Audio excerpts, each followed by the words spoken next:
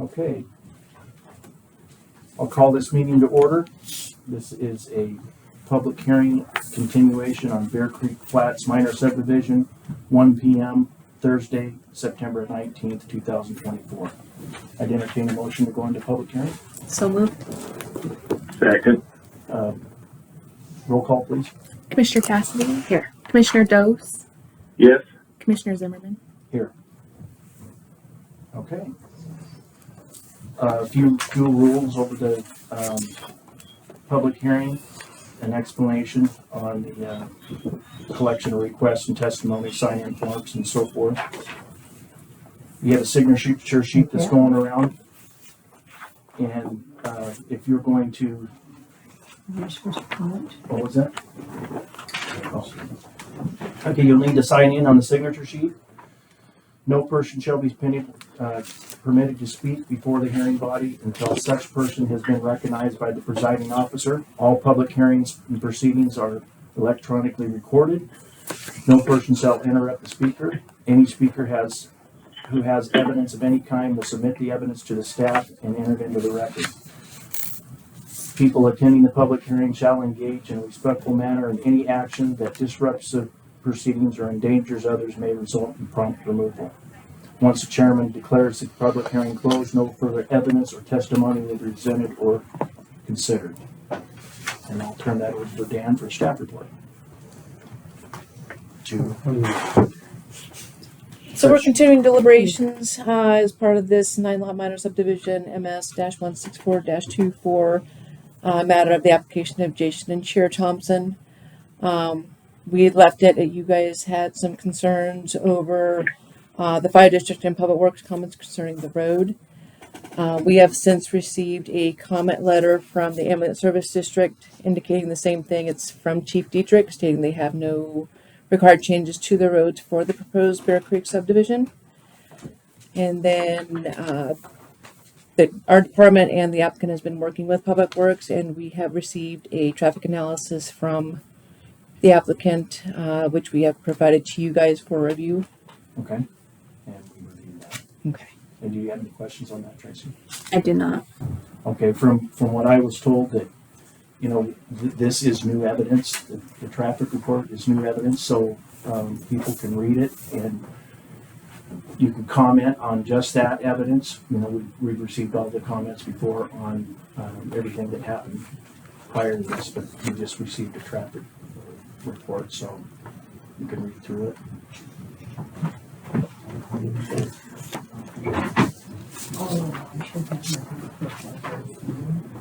So with that, I'll chime in if you don't mind. We took this analysis and we had this analysis done, and then we submitted that to Public Works for their review, and then their county engineer, Jim Ruletto, had reviewed it and responded, and that's in your packet as well. It was the response to that analysis. Okay. Do you have anything further, Commissioner Cassidy? I don't. Commissioner Dose? Do you have any comment? No, I have not seen the report. Okay.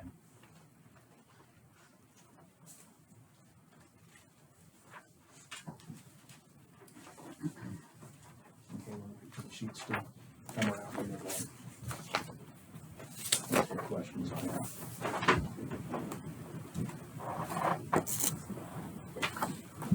We'll take public comment on this traffic report only, and we'll allow 3 minutes per person on it.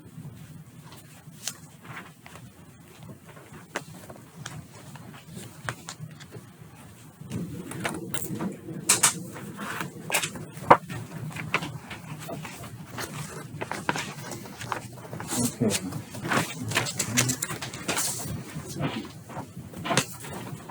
Mr. Huber, do you have a comment on this? Not yet. I'm not done reading this. I'm sorry.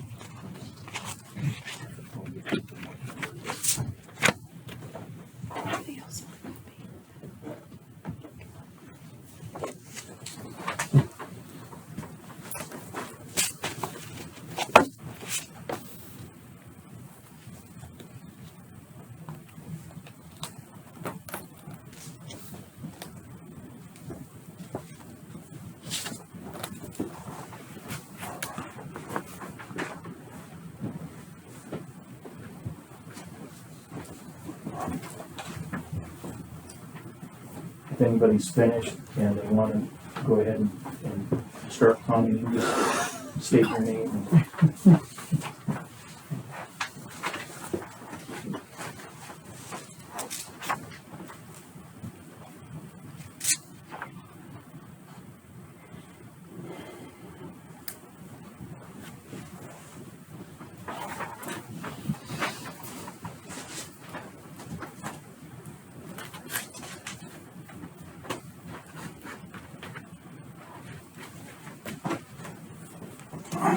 Is the response letter from Public Works part of that packet? No, it's not. It was just, just a report.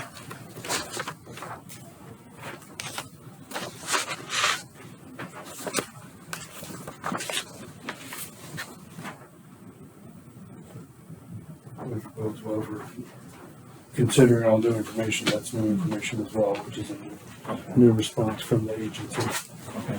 confirming our analysis.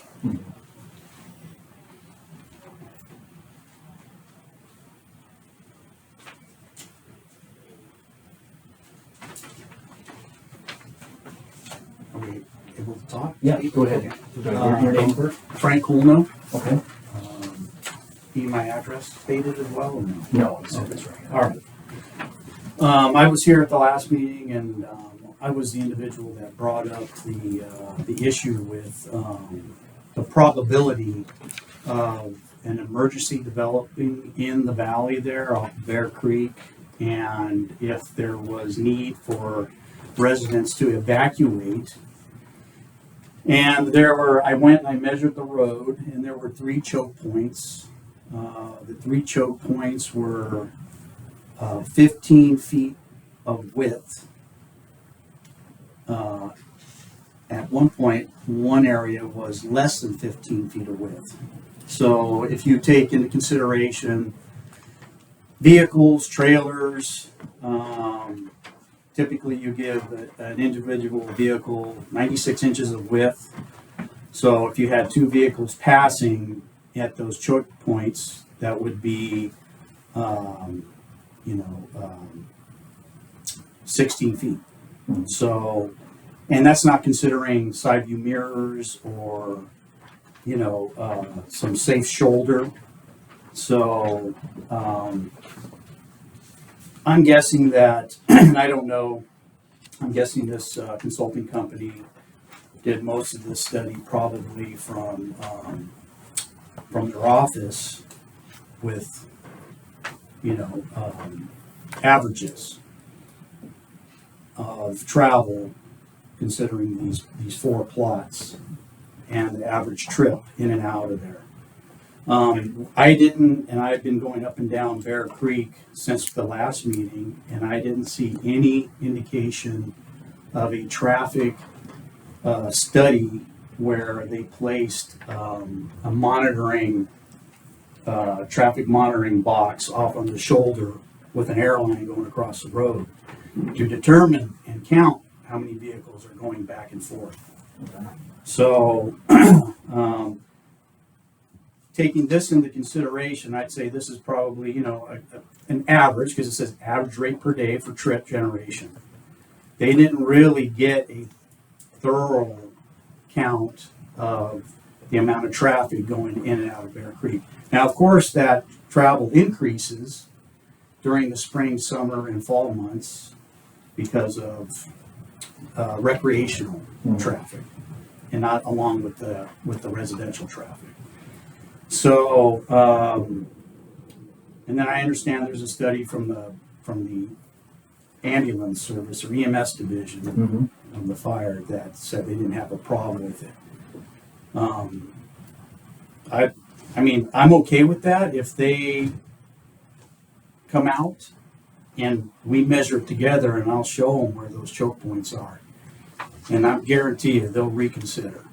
If it comes to an evacuation and people need to leave the valley and fire and emergency equipment are trying to get into the valley for, fire purposes. Okay. So, or emergency purposes. Okay. So, All right, appreciate it. Thank you. Anybody else? My name's Greg Blake, Okay. and yeah, you're right. I didn't see anything as far as traffic control, as far as if they're counting cars or anything, because there's nothing going on. And right now, going in the hunting season, they've increased the traffic in there at least 50%. It starts at about 4:30 in the morning and it's done about an hour after dark. Okay, now. And it gets busy. I mean, even the state guy, Jared, got run off the road, right below the Reynolds Road just last week. Well, this week actually, I think it was Monday. So he got run off, and it happens all the time. And the 20-mile-an-hour speed limit, posted speed limit, you know how much that's real? I mean, the new guys that have bought the new house up there, which we go through this every time somebody moves in, it's 50 mile an hour by my house.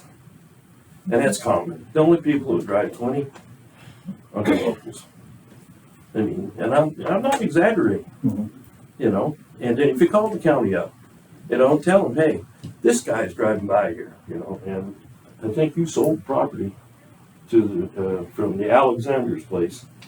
They divided 5 or 10 acres there into two parcels close to Clark's house. And them suckers come by my house all the time. That black Dodge is. I mean, I'm not shitting 50. And it happens all the time. I mean, so, and now you're going to put, if you allow this to go through, now you're going to put another 100 rigs on there on the weekend. So, I mean, just look at that. I mean, and what I do is on the road, just like all the locals do, we stop. You just stop right there. Then the guy coming towards you, he's driving his ass off. You don't care. Well, he's the one that's in the ditch. Then you just wave at him and go on by. That's what you got to do. I mean, because you drive like an idiot. And you see it, Frank.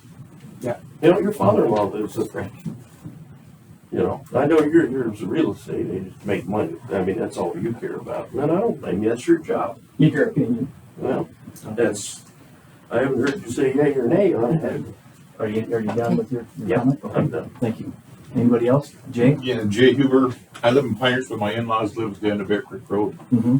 When you go left, and Greg's right, since the county did such a great job putting that new road in about 3 or 4 years ago, Yeah. People do go, it's a great road to go. But I have a little side-by-side I go up there quite often with. We're meeting logging trucks, and you got to get out of the, I don't know about only 3 choke points. I think there's a lot more. There's hardly any places that I don't have to pull off the road and stop for someone coming. And this might be well and gone up, but that hill, it's almost one-way traffic coming from the bottom, clear to the bottom, from the bottom coming out of by the snake pit, clear down at the bottom. There's hardly any place to turn off. And if you get too far off the shoulder, you're going in the drink which one? Kathy and Jim.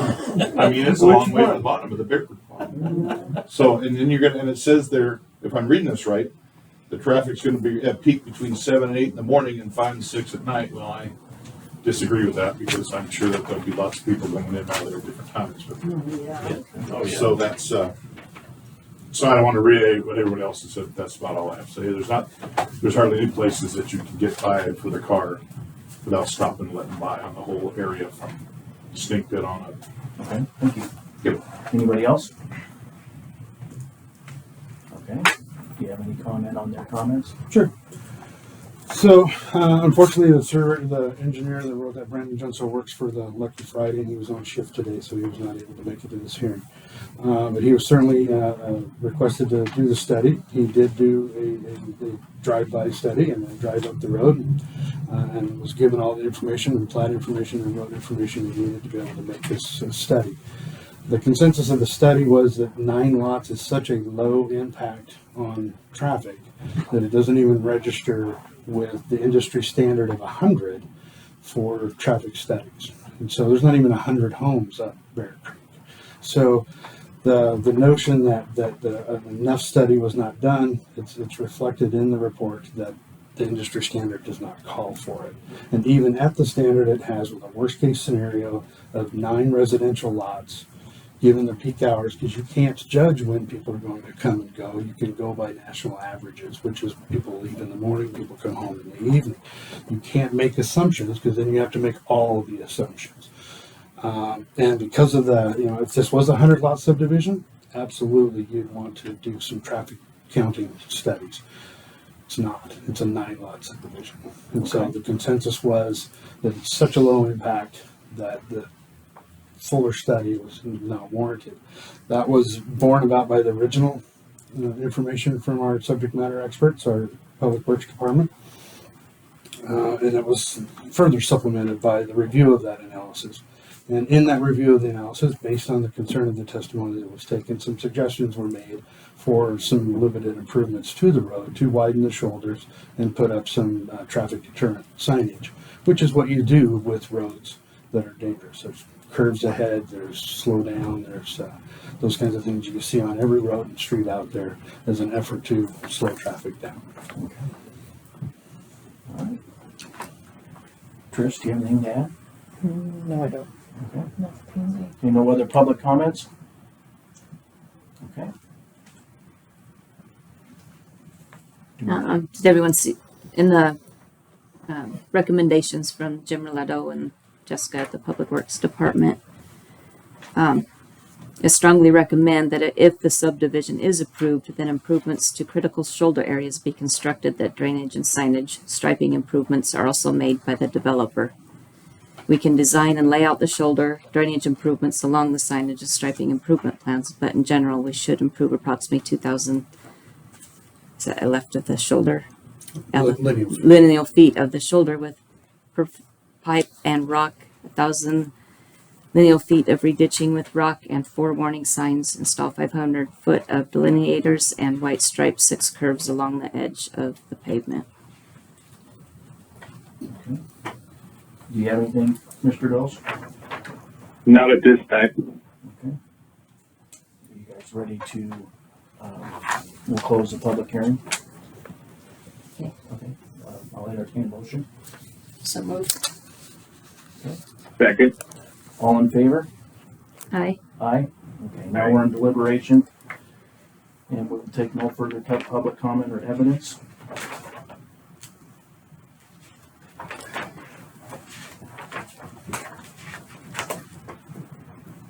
Well, Mr. Chairman, I'm at a disadvantage since I haven't read the report yet, so I'm not prepared to make a motion yet, other than if we want to consider delaying for a couple of weeks while we review everything that the county and the traffic study said. Okay.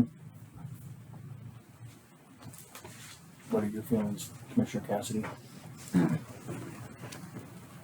I'd like to look a little bit more into the road study and Okay.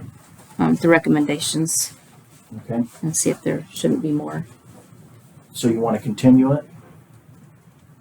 I don't know that we have to continue the hearing, but I think I'd like to motion that we give ourselves a couple, 3 weeks to review the study, talk to the engineer, and before we come back and make another decision. Okay. Do we want to continue and make sure the public hearing is open, since it was kind of a last minute thing, because we had originally noticed saying that the public comment portion had been closed, but if this new evidence is requiring it, do we want to keep it open so people that we noticed have that opportunity to request the information if they so choose? Does that make sense? Yeah, but I think I don't everybody know. was noticed that should have been here today, right? Correct. Okay. So we'll just go ahead and we'll continue the matter. We don't need to continue the public hearing. We'll just continue our deliberation. 2 weeks. Mr. Nelson, I prefer 3, Mr. Chairman, if we can have it. 3 weeks? Okay. What do you feel, Commissioner Cassidy? 3 weeks? I just hate putting it out too much longer since we keep continuing it. with Dan. Suggestion that, the report was given back to the board more than 10 days ago. There's been time to review, there's been time to analyze, the public's had time to review and had time to analyze. We've been delayed almost 3 months. Okay. Can you do shorter than that, Commissioner Dose? Can you go 2 weeks? Yeah, if time is that important to you guys, then I suggest we do it in 1 week. Okay, And do it next Wednesday if we could. okay, Okay. I would agree with that. Yeah. Okay, we'll continue it till next Wednesday. Do we have a date and time? Or are we just gonna? Let's pin I would say pin a date certain so that the notification doesn't have to go out again. Well, whatever that, I don't have the calendar. You don't have a calendar. The 25th is 20. Wednesday. Yeah, it would be the 25th, I think. What time? I can go look at the Yeah, calendar. okay.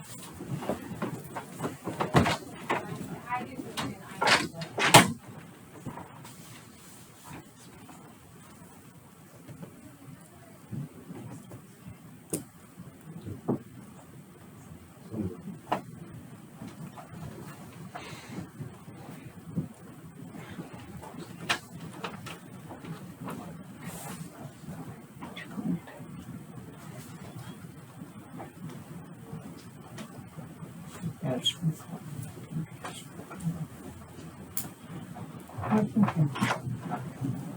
The afternoon's open after 11:30. So, you have 11:30? Sure. Okay, Do you guys? we'll continue it to Wednesday, next Wednesday at 11:30. And that would be 25th, right? Yes. September 25th. Good. You want to do a motion to continue or just continue? Well, yeah, motion to continue our decision until September 25th at 11:30. I'll Second. All in favor? Aye. Aye. Aye. Okay, meeting adjourned. Thank you. Thank you. Thank you.